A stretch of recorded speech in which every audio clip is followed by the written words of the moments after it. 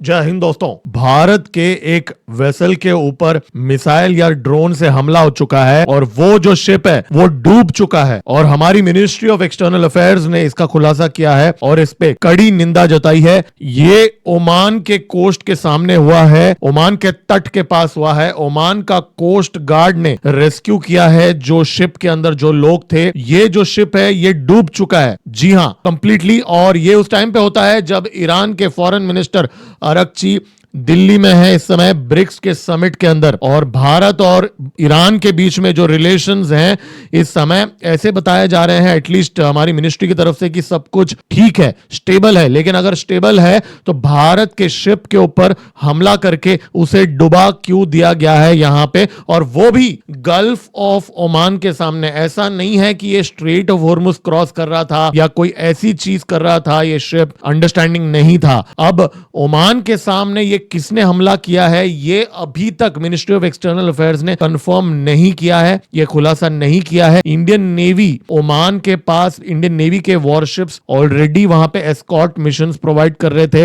In fact operation संकल्प हमें बताया गया था कि वो चल रहा है और उसके बाद भी ये हमला हो जाता है। अब ये ड्रोन था, मिसाइल था, कहां से आया था इसका अभी तक कोई रेवलेशन नहीं हुआ है। मैंने इसका लोकेशन चेक किया था 2 दिन पहले। ये MSV हाजी अली नाम है इस वेसल का। ये ओमान के एकदम सामने था 2 दिन पहले और अब भी वो गल्फ ऑफ ओमान के पास है माना जा रहा है। इनफैक्ट भारत के शिप्स को लेके और भी बड़े खुलासे हुए हैं, इस वीडियो के अंदर हम बात करेंगे। दोस्तों लाइक का बटन दबा दीजिए तुरंत और सब्सक्राइब का बटन दबा दीजिए, बेल आइकन दबा दीजिए। चलिए स्टार्ट करते हैं। देखिए ये जो MSV हाजी अली शिप था ये सोमालिया में बेरबेरा पोर्ट जो है वहां से शारजा जा रहा था। ये देखिए मैप में मैं आपको दिखा रहा हूं, जिबूती के एकदम पास है बेरबेरा। जिबूती में चाइना का जो बेस है और ये बेरबेरा पोर्ट सोमालिया से लेके गल्फ ऑफ एडन से होते हुए ये ओमान होते हुए ऐसे गल्फ ऑफ ओमान से शारजा जा रहा था। इसने स्ट्रेट ऑफ हॉर्मुज क्रॉस नहीं किया था, ये यहां पे नोट करने वाली बात है। यहां पे वो गल्फ ऑफ ओमान में था और वहां पे ये हमला हुआ। ये देखिए ये शिप ऑयल टैंकर नहीं था, LPG टैंकर नहीं था और ना ही ये भारत आ रहा था। ये सोमालिया से शारजा जा रहा था, मतलब ये UAE जा रहा था। और ईरान और UAE के बीच में बहुत बड़ी एस्केलेशन हुई। नेतान्याहू ने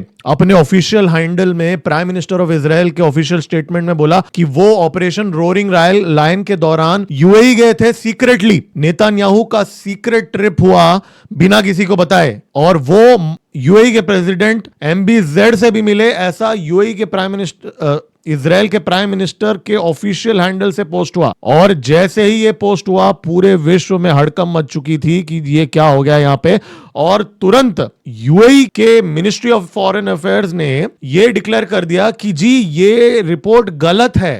UAE denies reports regarding visit by Israel Prime Minister। और कोई इजराइल की डेलीगेशन UAE नहीं आई थी, ऐसा UAE ने डिक्लेयर कर दिया। मतलब UAE ने नेतान्याहू को झूठा बोल दिया एक तरफ से, क्योंकि नेतान्याहू के ऑफिशियल हैंडल से आया था कि जी मैं गया था UAE, और UAE बोल रहा था नहीं जी आप नहीं आए यहां पे। और इन सब के बीच में तुरंत अरगची जो है ईरान का फॉरेन मिनिस्टर, उसने एक पोस्ट डाल दिया कि नेतान्याहू जो है उसने पब्लिकली बोल दिया कि जी ईरान के जो सिक्योरिटी सर्विसेज जो हैं वो उनको तो पहले से ही पता था जो नेतान्याहू ने बोला। तो ईरान ये बोल रहा है कि हमको पता है नेतान्याहू UAE आया था। इजराइल बोल रहा है कि हम गए थे UAE, हमारी प्राइम मिनिस्टर गए थे UAE, लेकिन UAE बोल रहा है कि नहीं जी कोई नहीं आया UAE के अंदर। और उसके बाद में ये हमला हो जाता है जो UAE में सोमालिया से एक ये शिप जा रहा था उसके ऊपर हमला हो जाता है। और ये शिप भारत का ओनर है, इस शिप का गुजरात का ओनर है ये। और हमारी मिनिस्ट्री ने कहा सारा क्रू जो है 14 लोग जो हैं वो सेफ हैं और ये अटैक जो है ये अनएक्सेप्टेबल है। We deplore the fact that commercial shipping and civil mariners continue to be targeted, ऐसा हमने लिखा। और भारत रीट्रेट करता है कि कमर्शियल शिपिंग को टारगेट नहीं करना चाहिए। ये स्टैंडर्ड टेम्पलेट रिस्पॉन्स दिया है, लेकिन इस समय भारत ने नाम क्यों नहीं लिया कि ये किसने किया है। हमारी सरकार ने नाम क्यों नहीं लिया? वेल, बात यह है कि अरगची, ईरान का फॉरेन मिनिस्टर, दिल्ली में है ब्रिक्स समिट के अंदर, और इस समय आज और कल ब्रिक्स का समिट हो रहा है। भारत नहीं चाहता है, ऐसा मेरा अनुमान है, हमारी सरकार ये नहीं चाहती है कि कोई इस ब्रिक्स के समिट के ऊपर कोई इंपैक्ट हो इसका। तो ये जो 1-2 दिन है बस जैसे बिता दे, और उसके बाद में शायद वो खुल के सामने आएंगे कि यहाँ पे हुआ क्या है। क्योंकि अगर ईरान ने इसके ऊपर हमला किया है तो ईरान को इसका जवाब देना पड़ेगा। आज भी कम से कम 12 वेसल्स हमारे स्ट्रेट ऑफ हॉर्मुज में अटका के रखा है ये जो सिविलाइजेशनल फ्रेंड ने, ईरान ने। भारत का सिविलाइजेशनल फ्रेंड ईरान का जो फॉरेन मिनिस्टर ने कहा कि जो इजराइल मदद कर रहा है यूएई का, ये अनफॉरगिवेबल है यूएई के लिए। भारत का मित्र यूएई, एमबीजेड, मोदी जी के मित्र। इनफैक्ट मोदी जी अब 2 दिन बाद, 2 दिन भी नहीं, 1 दिन बाद मिलने वाले हैं एमबीजेड को। और भारत के खास मित्र को ईरान के फॉरेन मिनिस्टर बोल रहे हैं जी ये अनफॉरगिवेबल है। मतलब ईरान बोल रहा है मैं दंड दूंगा, और वो दिल्ली में है, दिल्ली में बैठ के ये बातें कर रहा है, ये पोस्ट कर रहा है, और भारत के शिप पे हमला कर रहा है। तो ये है सिविलाइजेशनल फ्रेंड। और मोदी जी अब मिलने वाले हैं एमबीजेड के साथ।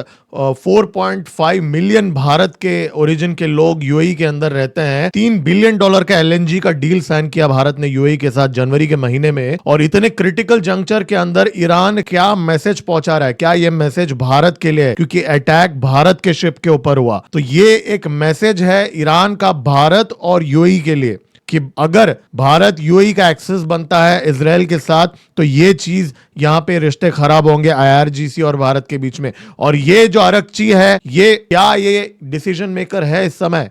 और इस ट्रिप के अंदर माना जा रहा है एक्स्ट्रा तेल भारत अब लेने वाला है यूएई के साथ। उसकी बातचीत होगी फुजैरा पाइपलाइन जिस पे ईरान ने हमला कर दिया था उसके द्वारा।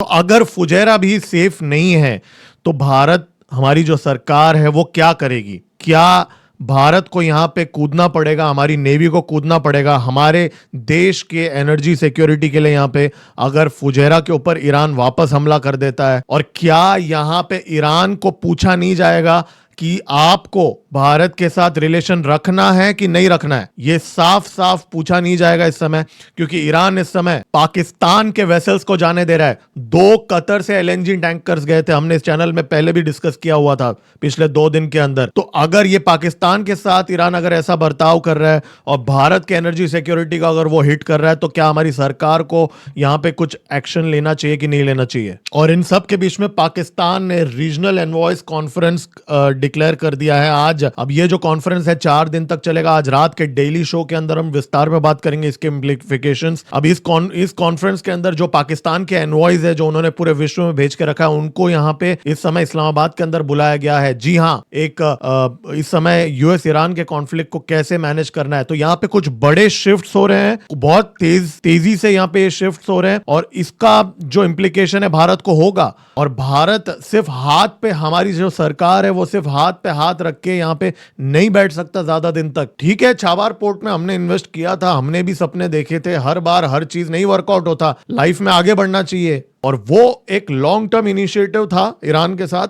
हमें तो अगले 6 महीने का देखना है ना। सबके बीच में खबर आ गई कि भारत ने अमेरिका से एक वेवर मांगी है रशियन ऑयल के लिए। जी हाँ, ऐसी एक रिपोर्ट आई है, अब ब्लूमबर्ग ने पब्लिश किया है। अब ये यूएस वेस्टर्न मीडिया है, अब ये कितना फेक न्यूज है क्या है हमें इसका पता तो चल ही जाएगा। हमारी जो मिनिस्ट्री ऑफ एक्सटर्नल अफेयर्स अगर इस पे अगर कंफर्मेशन देगी, तो यहाँ पे साइड में हम ये भी कर रहे हैं कि हम एक्सटेंशन भी यहाँ पे मांग रहे हैं। अब ये जो शिप जो डुबाया गया था, ये द्वारका में रहता है, इसका जो ओनर है उसने ये कहा कि जी ये जो शिप उसकी पूरी तरीके से डैमेज हो चुकी है, मतलब गया। अब ईरान ने साउथ कोरिया के भी एक शिप पे हमला कर दिया था, और अरगची के आने से पहले मुंह दिखाई के लिए बस नाम के वास्ते एक वेसल को उन्होंने अलाउ कर दिया, सनशाइन, जिसको हमारी मीडिया ने बहुत बड़ा चढ़ा के दिखाया कि बहुत बड़ी वो अचीवमेंट थी हमारे ही शिप को सेफली वापस लाना।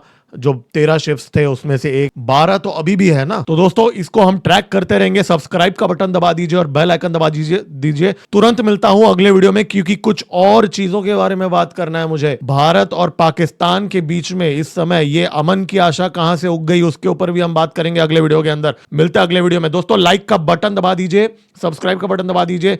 मेरा नाम है गिरीश और आप देख रहे हैं एमजीओ पॉलिटिक्स। जय हिंद, भारत माता की जय।